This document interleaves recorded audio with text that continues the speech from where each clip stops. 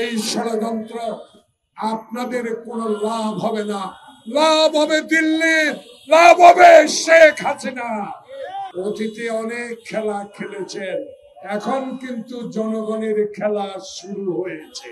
বাংলাদেশে যখন দ্রব্যমূল্য ঊর্ধ্বগতির গতির কথা বলতো, যখন বাংলাদেশে নিয়মিত না অনিয়মিত বিদ্যুতের দাম বাড়িয়ে দিলে প্রতিবাদ করতে পারতো না, দ্রব্যমূল্যের ঊর্ধ্বগতির প্রতিবাদ করতে পারতো না, সেই শেখ হাসিনার 16 বছরের ইতিহাস আজকে নতুন করে বলার কোনো প্রয়োজন নাই। শুধু আজকে মনে করিয়ে দিতে চাই, ফেব্রুয়ারি যখন নির্বাচন ঘোষণা করলেন, হবে রোড ম্যাপ, ট্রেন চালুর ব্যবস্থা করলেন, তখনই আমরা শুনতে পাই নানা গুঞ্জন, তখনই শুনতে পাই নুরুর উপর অত্যাচার, তখনই শুনতে পাই পিয়ার, তখনই শুনতে পাই নির্বাচন নিয়ে ষড়যন্ত্র, তখনই শুনতে পাই যারা আমার মায়ের বুক খালি করে 71 সালে বুক থেকে নিয়ে গুলি করে হত্যা করেছে, তারা আমাদের বন্ধু ছিলেন। বন্ধু থাকেন, শহীদ জিয়া আপনাদেরকে ক্ষমা করেছিল। আজকে আমাদের নেত্রী আপনাদেরকে মন্ত্রিসভায় অংশগ্রহণ করিয়েছিলেন। আজকে যদি আবার যখন শাহাবুদ্দিনের মতো একটি নির্বাচন এই ডক্টর প্রফেসর মোহাম্মদ ইউনূস এই দেশে করবেন, ঠিক তারই পূর্ব মুহূর্তে আবার কিসের ষড়যন্ত্র শুরু করেছেন? এই ষড়যন্ত্র আপনাদের না, এই ষড়যন্ত্র ওই দিল্লিতে বসে থাকা শেখ হাসিনার ষড়যন্ত্রের সাথে একই সুর।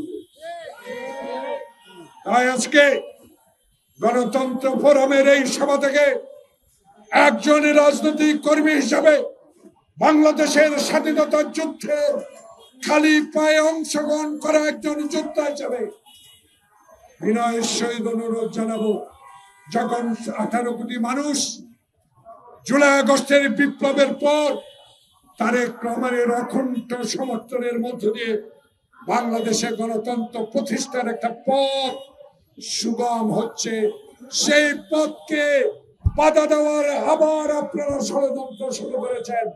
এই ষড়যন্ত্র আপনাদের কোনো লাভ হবে না। লাভ হবে দিল্লির, লাভ হবে শেখ হাসিনা। তাই আপনাদেরকে স্মরণ করিয়ে বলতে চাই, দয়া করে এই পথ থেকে সরে আসুন। কারণ অতীতে অনেক খেলা খেলেছেন, এখন কিন্তু জনগণের খেলা শুরু হয়েছে। এই জনগণের খেলা রোখার সাহস শেখ হাসিনার দিল্লি থেকে তো নাই। আপনারা যারা বলেন পিয়ার, আপনারা যারা বলেন নির্বাচন হতে দিবে না, আপনাদের পক্ষ সম্ভব না।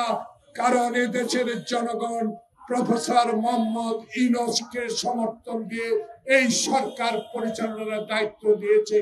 যতই আইন শৃঙ্খলার অবনতির চেষ্টা করেন, কিছুতেই লাভ হবে না। লাভ জনগণের হবে, কারণ জনগণ 16 বছর কোনো ভোট দিতে পারে নাই। আমার নেতা তারেক রহমান, আমার ভোট আমি দিব, আমার পছন্দের লোককে ভোট দিব। আর দিনের ভোট দিনে হবে না, এবার রাতের ভোট হবে। 14-এর মতো ভোট হবে না, 18-এর মতো হবে না, 24-এর মতো ভাই ভাইয়ের ভোট হবে না। এই ভোট হবে ইনশাল্লাহ জনগণের। যে খেলা, এই খেলায় জয়লাভ করবে নির্বাচন কমিশন। তাই আজকে এই ক্ষুদ্র পরিষদ থেকে একজন রাজনৈতিক কর্মী হিসাবে আবেদন জানাবো, আসুন। মতবিরোধ থাকতে পারে, দল নিয়ে মতবিরোধ থাকতে পারে, কিন্তু বাংলাদেশের স্বাধীনতা, বাংলাদেশের 71-এর যুদ্ধ, বাংলাদেশের সংবিধান নিয়ে কোনো কথা আর মানা যাবে না। নির্বাচন সংবিধান মতোই এই ইন্টেরিয়াম গভর্নমেন্টের আন্ডারে হবে। সবাইকে ধন্যবাদ। আসসালামু আলাইকুম।